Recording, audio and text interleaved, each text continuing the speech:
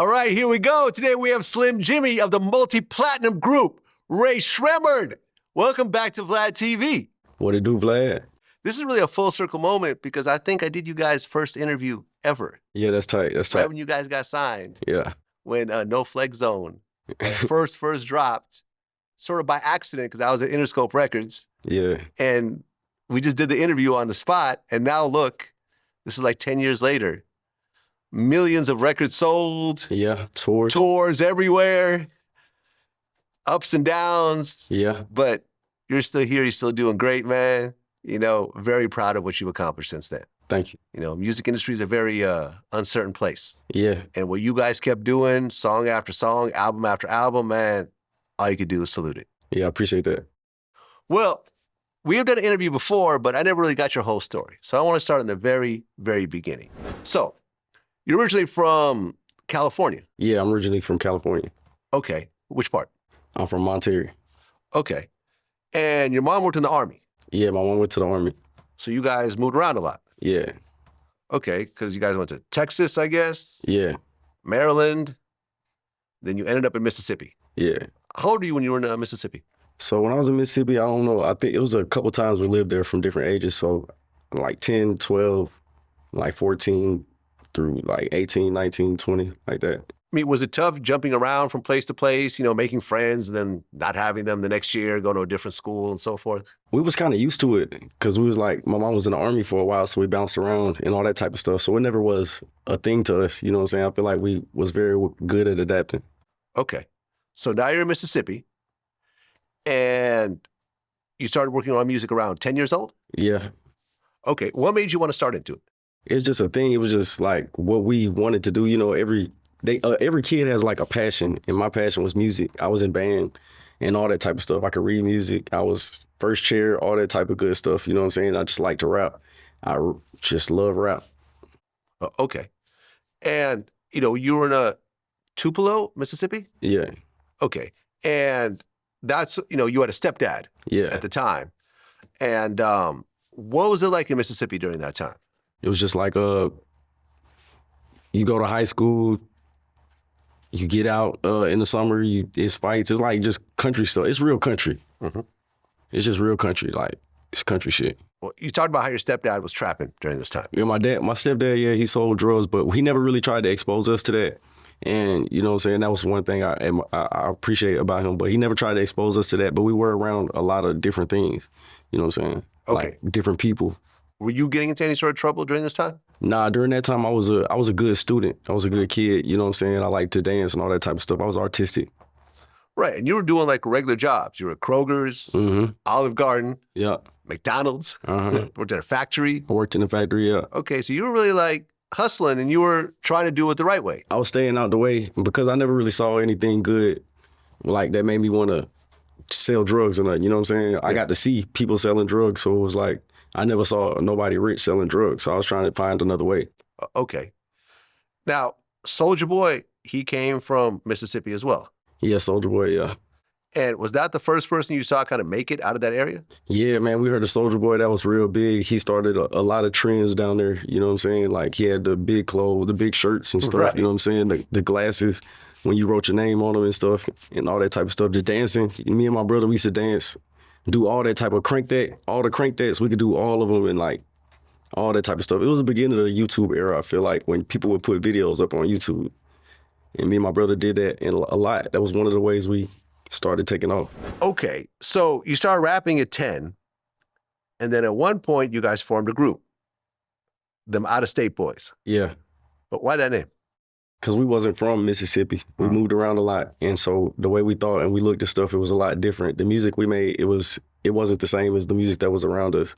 So it was like, we'll call ourselves the Out-of-State Boys. We're some different. We just on some different shit. There was a third member. Yeah, there was.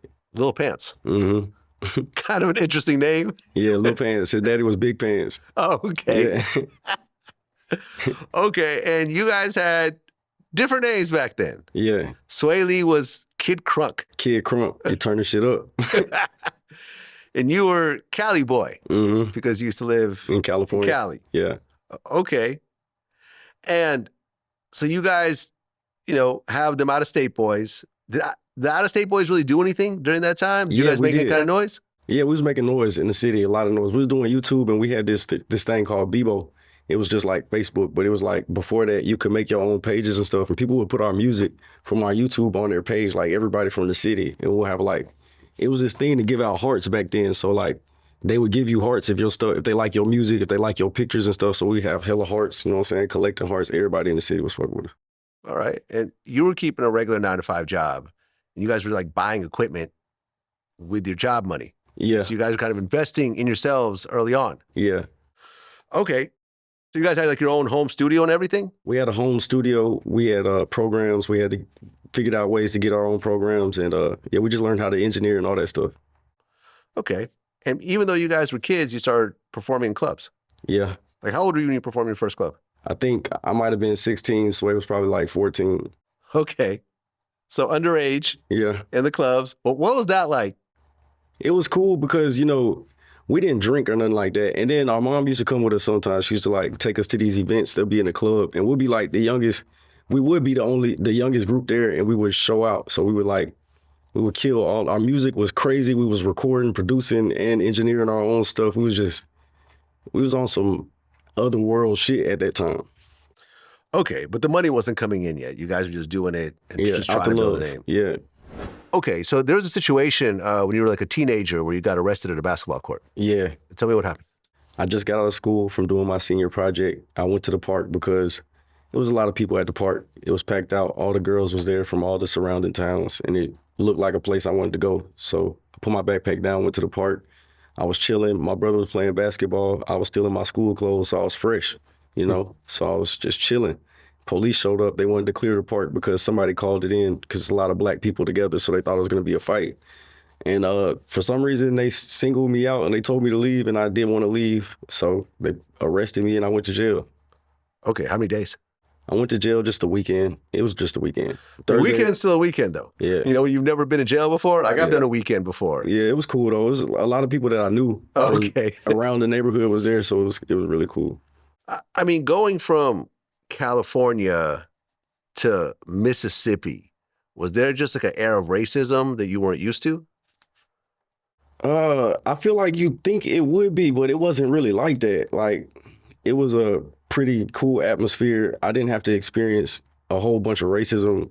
It was just like, it was a struggle for sure. And people definitely looked at you a certain way depending on where you was from. But I feel like that's everywhere you go. Okay. Well, at one point, your mom and your stepdad split up. And then you and Swae started skipping school to work on music. Oh, no, we didn't skip school. We graduated. Both of us graduated. We was going to school. We graduated, and then we started doing music full time. Okay. Because at one point, your mom had issues Yeah. with you coming home late and everything else like Yeah. that. And she kicked you guys out? Yeah, she definitely, that happened. And it was just, we was going through normal struggles. My mom was a single mother. She Yeah. had 3 damn near adult boys. You know what I'm saying? There was a lot going on. At that time, I didn't understand it, but now that I'm older, I understand. But she did put us out, and we was cool. We just knew places, we had places to go. We had friends, all that type of stuff. So we never, it never was like super bad. You know what I'm saying? But weren't you staying in like abandoned houses and stuff we like did. that? We had a bando. We had worked out a way for us to get a bando. And yeah, we was chilling in the bando. We throwing parties and stuff. And we was just cool in the neighborhood. Like, everybody fucked with us. You know what I'm saying? So we never had like problems or nothing like that. So you were homeless, but not homeless. Yeah, we was homeless, but we was making it more like it was like some rock star shit. I'm not gonna Okay. lie. How old were you at the time? So I had to be 19, so maybe 18, 17, because he graduated on time. So like maybe might have been 17 type shit.